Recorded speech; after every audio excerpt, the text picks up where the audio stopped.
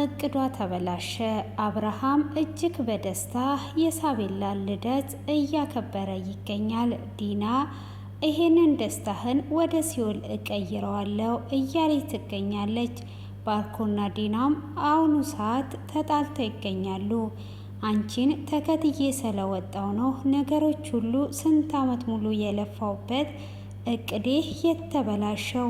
ሄደሽ ማየት የምትችይ ከሆነ ሄደሽ ይላታል። ዲናም ስታይ እንግዲህ አብርሃም ምንም ነገር እንዳልተፈጠረ በደስታ ልደት እያከበረና እየሳቀ ታየዋለች። ባርኮንም እንዴት ሚስቱ ነፍሰ ጡር ሆና ከቤት ወጥታ እስካሁን ድረስ ስልክ አልደወለልሽም? እቅድሽ ሁሉ ፈርሷል፣ በፍጹም አይወድሽም እያላት እንግዲህ ዲና እጅግ በመናደር ትገኛለች። ሆኖም ስታይ ራሷንም መቆጣጠር አልቻለችም። ባርኮና ዲና እንግዲህ በአሁኑ ሰዓት ላይ እቅዳቸው ስለፈረሰ ሁለቱም እየተጣሉ ይገኛሉ። ዶክተር እርብቃ እንግዲህ ፍቅረኛውም እስከ ቤት ድረስ መጥቶ ጥሩ ጊዜን እያሳለፉና እየተደሰቱ ይገኛሉ። ሰላም ጤና ይስጥልኝ፣ እየሩስ ነኝ። ቀጣዩን ክፍል ይዤላችሁ ቀርቤያለሁ። እስከ መጨረሻ እንድትከታተሉኝ ስል በአክብሮት እየጋበዝኳችሁ በባለፈው ክፍል ትንሽ ላስታውሳችሁ። ባለፈው ክፍል ላይ እንግዲህ ዲናና ባርኮን ከቤት ወጥተው ነበረ። ከቤትም ሲወጡ ወደ ራሳቸው ቤት ወደ ልጆቻቸው እንደደረሱ ነበር ክፍሉ የተጠናቀቀው። ልጆቹም እንግዲህ አባዬ እማዬ ምነው ጠፋችሁ በማለት እህትየዋም ምነው ሳትነግሪኝ በድንገት መጣሽ በማለትም እንግዲህ ልጆቹንም እንደምንም ብለው ወደ ራሳቸው አድርገው እየተጫወቱ ይገኛሉ። እህቷም እንዴት በድንገትስ ልትመጡ ቻላችሁ ስትል አይ ልጆቹ ስለናፈቁ ነው በማለትም እንግዲህ ከልጆቻቸው ጋር ጥሩ ጊዜ እያሳለፉ ሳለ አብርሃም ይደውላል። አብርሃምም ልክ ሲደውል በፍጹም አሁን አላነሳም፣ ደጋግሞ ማን እንደሆንኩኝ ማወቅ አለበት ብላ ትላለች። አረ ብታንሺ ይሻልሻል ብሎ ቢላትም አይ በፍጹም በአንድ ጊዜማ ማንሳት የለብኝም እኔ የልጁ እናት እኮ ነኝ። ወጥቼ ሳለህ በአንድ ጊዜማ ስልኩን ካነሳው ይሄ ምንም ጥቅም የለውም መናናቅ ነው ትልና ዲና አብርሃም ስልክ ሲደውልላት አላነሳም ትላለች። ሆኖም ወደ ባርኮን ጋር ይደውላል። ባርኮን ጋም ሲደውል እንዳታነሳለት ካለኔ ምንም ነገር ማድረግ አይችልም፣ ደጋግሞ እስኪደውልልህ ድረስ በፍጹም እንዳታነሳ ብላ ትለዋለች።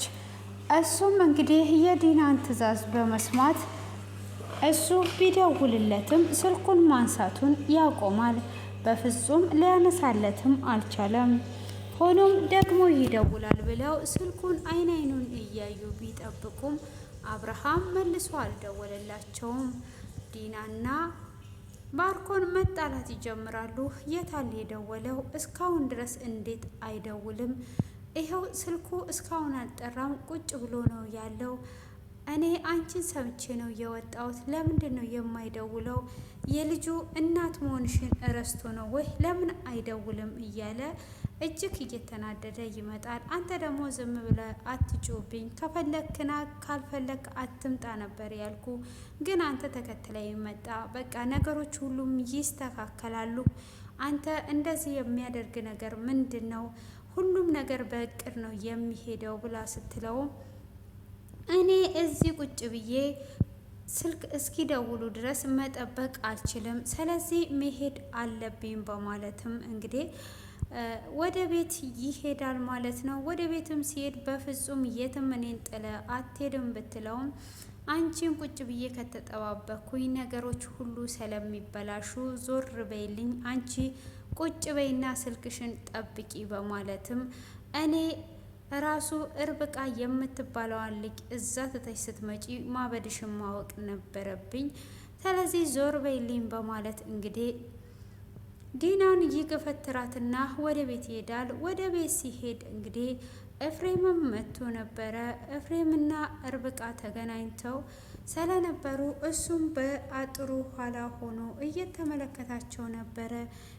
አንቺ ነሽ እንደዚህ ያረግሽኝ ገና ባጥር ውስጥ እየተሾለኩለኩ እንዳይ አንቺም ባልሰማ ኖሮ እያለ ይገኛል። ሆኖም እንግዲህ ዶክተር ርብቃ ለፍቅረኛዋ ትደውልለትና ምንም ነገር ቤት ውስጥ የለም፣ እኔ ራሱ ማመን ተስኖኛል፣ ባርኮንና ዲና ከቤት ወጥተዋል ብላ ትለዋለች። ኢፊም ራሽን ጠብቂ፣ ይሄ ካለምንም ምክንያት አይደለም ከቤት የወጡት የሆነ ምክንያት ይኖራቸዋል፣ ስለዚህ ራስሽን በደንብ አድርገሽ ጠብቂ ብሎ ይላታል። እሷም እሺ በቃ ምንም አታስብ፣ ግን ብትመጣ ደስ ይለኛል በማለትም ስትል ማንም ቤት ሳይኖር ጥሩ ነው እንዴ ብሎ ሲላትም አይ አብርሃም ስላለ ምንም ችግር የለውም እንድትመጣና ጥሩ ጊዜ እንድናሳልፍ እፈልጋለሁ ብላ ትለዋለች። እሱም እንግዲህ በእሷ ሀሳብ በመስማማት እሺ በቃ አንቺ ካልሽኝ እመጣለሁ ይላታል። እሷም እዚህ ጋር የንጹን ልብስ አይቼ ነበረ፣ ንጹን ባርኮን ሳይደብቃት አይቀርም፣ ቁልጭም እየፈለጋት ነው ያለው። እኔም እያንዳንዱ ክፍል ውስጥ ገብቼ ለመፈለግ እያሰብኩኝ ነው ያለሁትና አሁን እዚህ ክፍል ውስጥ ሁሉም ውስጥም ገብተሽ ከመፈለግሽ በፊት ራስሽን ጠብቂ ብሎ ይላታል። አዎ ልብሷን አይቼ ነበረ፣ ግን ወዴት እንደሄደች ላገኛት አልቻልኩኝም። እሷንም እንፈልጋለን አንተ ና በማለት እንግዲህ እንዲመጣ ታደርገዋለች። ኤፊም ወደ ቤት ይመጣል ማለት ነው። እሱም መጥቶ እንግዲህ ደስ የሚል ጊዜ እያለፉ አብርሃም የት ነው ያለው ብሎ ሲጠይቃት አብርሃም ስለ ቤቱና ስለ ዶክተሮች ሰርች እያደረግን እያየን ነበረ፣ አንድ ላይ ነበር ነው ብላ ትለዋለች። እሷም በቃ እንደዛ ስትለው አይ በጣም ጥሩ ነው እያለ ወራ እያለ አብርሃም ይመጣል። አብርሃምም እንግዲህ ሰላም ይለውና ስም ጠፍቶብኛል ሲለው ኤፌሶን እባላለሁ ብሎ ይነግረዋል። እሱም እንግዲህ እንደዛ እየተዋወቁ እንግዲህ አጋዥ ገና ነው የሚመጣልን፣ አሁን ብቻችንን ነው ያለነው እና ርብቃን ዘመድሽን ተነሽና ከፍሪጅ ውስጥም ቢሆን የሚጠጣ ነገር አምጪለት ብሎ ይላታል። እሷም የሚጠጣ ነገር እንኳን አይጠጣም፣ ሌላ ነገር ላምጣለት ብላ ትነሳለች። እሷም በምትነሳበት ሰዓት ኤፍሬም እንግዲህ ስለቤቱ አንዳንድ ነገር ርብቃ ነግሯኝ ነበረ፣ ያንን እሷ የነገረችኝን እንግዲህ ቤቱን ምን አስበ ነው ብሎ ይጠይቀዋል። እሱም በሚጠይቀው ሰዓት አይ ቤቱን ለመሸጥ አስቤ ነበረ፣ ሆኖም እንግዲህ አሪፍ ነው፣ አጋዥ ከፈለክ ያለውን ነገር እኔም ለጓደኞቼ እየነገርኩና እያጣራው ነው በማለትም ይነግረዋል። ዶክተር ርብቃ ትለያለች እያለ እንግዲህ እየነገረው ዶክተር ርብቃ ትመጣለች። እሷም ስለቤቱ እንደነገረችው እየነገራት ሳለም አይ በቃ አሪፍ ነው፣ እኔ ግን ለባለቤቴ ወንድም እኔ የዚህ እውቀቱም ስለሌለኝ ችሎታም ስለሌለኝ ለሱ አደራ ሰጥቼዋለሁ ለባርኮ ይለዋል።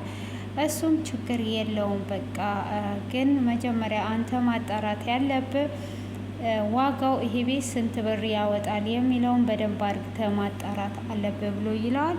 አሁንም ማንዲስ ጓደኛ አለኝ፣ እሱን ነገር እያጣራው እገኛለሁኝ። ሆኖም እንግዲህ ለባርኮን አደራ ሰጥቼዋለሁ ይላል። ሳቤላም እንግዲህ እናቴ የለችም ወይ አንተ እየተጨነክ ነው ያለው፣ ምን ነው እኔ ልሞት ነው ወይ ብላ ትጠይቀዋለች። እሱም በፍጹም አንቺ አትሞቺም ብሎ ይላታል። ግን እኔ ሁል ጊዜ ስለ እናቴ ስጠይቅ ነገ ዛሬ ትለኛለ፣ ስለ እናቴ ነግረኸኝ አታውቅምና ስለ እናቴ እንድትነግረኝ እፈልጋለሁ በማለትም ትጠይቀዋለች። እሱም ስለ እናትሽ በጣም ልዩ ናት ከምልሽ በላይ ናት ብሎ እንግዲህ ስለ እናቷ ያለውን ነገር ሁሉ ይነግራታል ማለት ነው። እናትሽ በጣም ትለያለች፣ እናትሽ ልዩ ናት፣ እንዳንቺ አይነት እናት የለችም፣ አንቺ ሳትበይ ምግብ አትበላም ነበረ፣ እኔ መጥቼ ነው ራሱ ምግብ እንድትበላ የማደርጋት ነበር ብሎ ስለ እናትየዋ በጣም መልካም ለእኔ ሚስት ብቻ ሳትሆን እህት ወንድም ናት ብሎ ስለ ሁሉም ነገር ይነግራታል። ታዲያ አሁን የት ነው ያለችው? ሞታለች ወይ ብላ ትጠይቀዋለች። እሱም እንዳልሞተችና እንደምትመጣም ይነግራታል። ከዛን ራሱን መቆጣጠር ሲያቅተው አንቺ በቃ እዚህ ሁኚ ብሎ ይላታል። እሷም እሺ በማለት ስትሄድ ውጭ ላይ ሆኖ የት ነው ያለሽው? ኬን ነው ማገኝሽ? ልጅሽ አንቺን እየተራበች ነው እያለ እንግዲህ እያለቀሰ እጅግ ያሳዝናል። እያለቀሰም ነበረ። ሆኖም እንግዲህ እሷ የት እንዳለች ሊያገኛት አይችልም። እና የት ነው ያለሽው? ወዴት ቦታ ነው ያለሽው? እኔ ሰላንቺ ልጅሽም እየተጨነቀች ነው። አንድ ጊዜ ብቻ መጥተሽ ልጅሽን እያት በማለት እንግዲህ እየተጨነቀ ሳለ እሱም እንግዲህ ወደ ታች መጥቶ እያወራ ማንዲሱ ይደውልለታል። ማንዲሱን በደወለለት ሰዓት እንግዲህ ማንዲሱ ነው እየደወለልኝ አንቺ ዘመድሽን ተንከባከቢ ብሎ አብርሃም ፎቅ ወጥቶ ማንዲሱን ያወራዋል። እሱ ማንዲሱን እያወራው እያለ ባርኮን እያየው ነበረ። እሱ እየሳቀ ስለሆነ ምን አግኝተ ነው እንደዚህ የምትስቀው?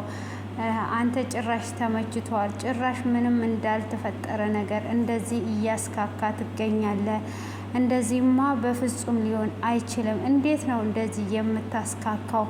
እያለ እንግዲህ አብርሃምን እያየ እጅግ ይናደዳል። ይሄንን ሳቅን ወደ ሐዘን እቀይረዋለሁ። ብዙ አመት የለፋሁትን ልፋቴን ዲና ብታበላሸው እንኳን እኔ ነገሮችን ሁሉ አስተካክላለሁ። ነገሮችን ማስተካከሌ የማይቀር ነገር ነው። ቤቱን ሽጥ ብለ አደራ እስከሰጠኸኝ ድረስ በዚህ አሳብቤ ወደ ውስጥ መግባት እችላለሁኝ።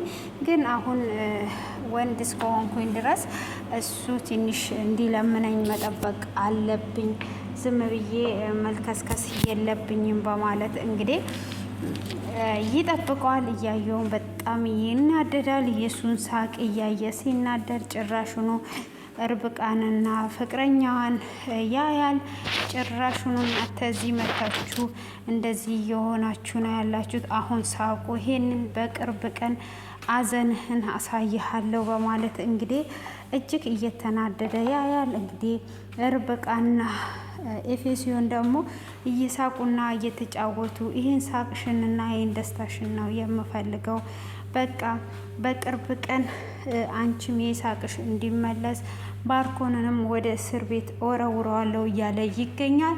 ባርኮንም እንግዲህ እነሱ እንደዛ ሲጫወቱ እያየ ይሄ ሳቅ ጫወታችሁ በደንብ ፈንጩበት፣ በቅርብ ጊዜ ወደ አዘን ይመለሳል። ያንቺ ቀላል ነው፣ እሱንም ወደ እስር ቤት አስገባዋለሁ እያለ እንግዲህ ባርኮንም እየፎከረ ይገኛል። ከዛንም ደግሞ አሁን እንዴት ነው የማደርገው? ንጹን እዛ የማትረባ ልጅ እዛ ክፍል ውስጥ አድርጊያታለሁ። እንዴት አድርጌ ነው ሂጅስ ማወጣት? እያለ እያሰበ እንግዲህ የእነሱም እጅግ ያው ንዴቱን መቆጣት ያቅተው ድረስ እንግዲህ እነሱም ተጫውተው ጨርሰው ወደ ውስጥ ሲገቡ አብርሃምም እኔ ወደ ውጭ እየወጣው ነው፣ ልጄን ላመጣ ነው፣ እናተም እንግዲህ ተጫወቱ ብሎ ሲል አይ ኤፍሬም እኮ ሊወጣ ነው፣ እሱ ሊወጣ ስለሆነ ስለዚህ ሳቢላን አብረን እናምጣት፣ አብረን ብናመጣት በጣም ደስ ይላታል ብላ ትለዋለች። እንግዲህ ሶስቱም ተያይዘው ወደ ትምህርት ቤት ይሄዳሉ። ባርኮንም ይሄንን ሲያይ እጅግ ይናደዳል። ጭራሹኑ ሁሉንም ነገር በእጇ አስገባች። ሲጀመር አንቺን ጥለን እዚህ ሄድን ጊዜ ነው ነገሮችን ያበላሸ ነው በማለት እንግዲህ ባርኮን እጅግ እየተናደደ ወደ ቤት ይመለሳል። ወደ ቤትም ሲመለስ እንግዲህ ዲና በር ላይ ጠብቀው የት ነበርክ? ምንድነው አድርገህ የመጣኸው? በማለት ስትል እቅድሽም አላማሽም ሁሉ ፈርሷል። አሁን ይኸው አንቺ ሄደሽ ማየት ከቻልሽ ማየት ትችያለሽ። ምንድነው እሱ ንገረኝ ባክህን ብላ ስትለው አሁን ዝም በይኝ እኔ ራሴን አሞኛል ብሎ ይላታል። አይ እንድትነግረኝ እፈልጋለሁ ንገረኝ ብላ ስትል ብቻ ቤት ሄጄ ነው የመጣሁት እንዳትለኝ ብላ ስትል ሄደሽ ማየት ትችያለሽ። እንግዲህ ርብቃ ቤቱን ሁሉ ተቆጣጥረዋለች። አብርሃምም ምንም እንዳልተፈጠረ እየተደሰተ እየሳቀ ነው ያለው። አንቺ ዝም ብለሽ እዚህ ጋር እቅዶችሽ በእልክ ሳይሆን በብልሃት ነው የሚደረገው ብሎ ይላታል። ጭራሽ ለእኔ ነው እንዲህ የምትነግረኝ? ብላ ትለዋለች። እንግዲህ እነሱ መጣላታቸውን ይጀምራሉ። ዲናም እንግዲህ ራሷን መቆጣጠር ስላቃታት ወደዛ ትመጣለች። እዛም ከመጣች በኋላ እንግዲህ ሳቤላን ከትምህርት ቤት ይዘው እየመጡ ገቢና ውስጥ ታያታለች። ጭራሹኑ እንደ ሚስት ሆነሽ ገቢና ውስጥ ትቀመጫለሽ እንዴ አሳይሻለሁ ብላ ስትል ጭራሹኑ እነሱ ወጥተው እንግዲህ እዛ ውጭ ላይ ተቀምጠው ይሄውና እንግዲህ ይሄ እንደዚህ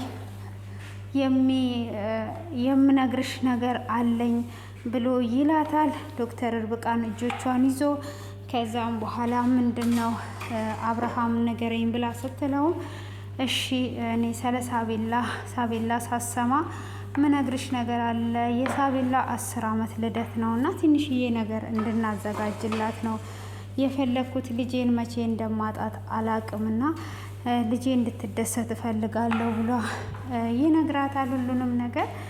እሷም እንግዲህ በመደሰት እሺ በቃ እንደዛ ከሆነ በጣም ጥሩ ነው፣ ደስ ይለኛል፣ እናስተካክላለን ሁሉንም ነገር ብላ ትለዋለች። እሱም እንግዲህ እዚህ ጋር በቃ አረንጓዴ ነገር እንዲሆን ውጪ ላይ እናስተካክልላታለን ብላ ስትል እሱም ደስ ይለዋል።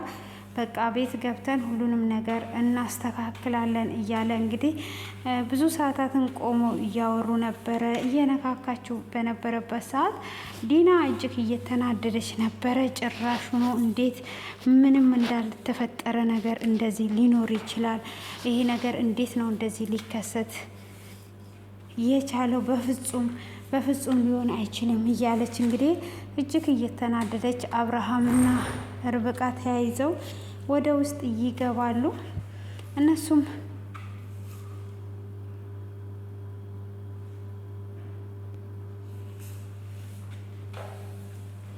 እነሱም እንግዲህ እንደዛ ተያይዘው ወደ ውስጥ ከገቡ በኋላ ኬካቸውን አዘጋጅተው ለሳቤላም ነግረዋት ወደ ጓሮ ይዘው ይመጣሉ ማለት ነው። ኬኩን የኬክ ቆረሳ ሰዓትም ሲያደርጉ ቆማ እያየች ነበረ። ይሄንን የመሰለ ሳቀን እኔ ወደ ሲኦል ካልቀየርኩልህ በቅርብ ቀን አብርሃም እኔ ሰው አይደለሁም እያለች እንግዲህ እያለቀሰች፣ እነሱ ደግሞ ዛጋ ኬኩን እየቆረሱ እየተደሰቱ በጣም ጥሩ ጊዜን እያሳለፉ ይገኛሉ። እንግዲህ ዲና እቅዷ ሁሉ ፈርሶባታል። ሆኖም አሁንም ተስፋ አልቆረጠችም። ሁሉንም ነገር እንደምትሰራ ነው እያወራች ያለችውና እንግዲህ እነሱ ልደቱን እያከበሩ እሷ ደግሞ እየተናደደች ክፍሉ በዚህ አይነት ተጠናቋል ማለት ነው። ውድ የተከበራችሁ የኢየሩስ ቤተሰቦች እናንተ ደግሞ ኮሜንት ላይ አስተያየታችሁን አስቀምጡ። እንግዲህ የሰውን ደስታ የማይወድ ብዙ አለና እሷ ይለምነኛል ለምኖ ወደ ቤት ይመልሰኛል ብላ ነበረ የወጣችሁ። ሆኖም አብርሃም እሷን መለመን ትቶ ጭራሹኑ የራሱን ህይወት መኖር ይጀምራል ማለት ነው። እንግዲህ ርብቃ በዛ አይነት ሆኖ አሁን ላይ በጣም እየተናደደችው ማለት ነው።